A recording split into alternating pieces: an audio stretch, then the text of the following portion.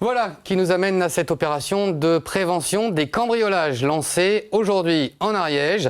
À l'origine du dispositif, un partenariat entre gendarmerie, police et chambres consulaires. Les explications de Laurent Weinsbach et Pascal Dussol. Donc à partir d'aujourd'hui, ça sera actif. Oui.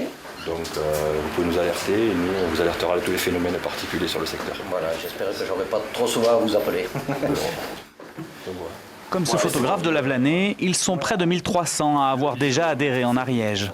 Objectif, prévenir les actes de délinquance grâce à un réseau d'information et d'alerte en partenariat avec la gendarmerie. Si on constate une irrégularité, un problème, on va pouvoir prévenir nous directement la gendarmerie.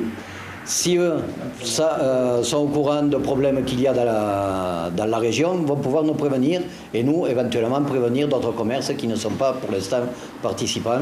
Au moindre problème, le centre opérationnel de gendarmerie peut immédiatement prévenir tous les adhérents du réseau par SMS. Mieux, il peut cibler son alerte en fonction de critères professionnels ou géographiques, de manière à ne toucher que les personnes directement concernées.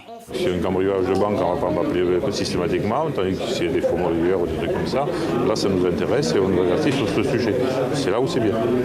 Une alerte ciblée d'autant plus utile que le public est large. Commerçants, artisans, mais aussi agriculteurs, souvent victimes de cambriolage, ont joué le jeu de ce partenariat, une première en Midi-Pyrénées. La particularité de l'Ariège, et c'est un petit peu les dimensions de l'Ariège qui ont permis cette réalisation, c'est que nous avons pu faire ce protocole avec les 3 chambres consulaires de l'Ariège et qui nous permet de toucher un large public de commerçants, d'artisans et d'exploitants agricoles qui sont tous victimes de prédation particulière ou générale.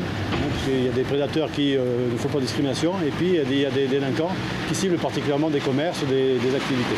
Officiellement lancé à Lavelanet, le réseau d'information et d'alerte est désormais opérationnel sur toute l'Ariège. À terme, il espère s'étendre aux départements limitrophes et s'ouvrir aux professions libérales pour accroître encore son efficacité.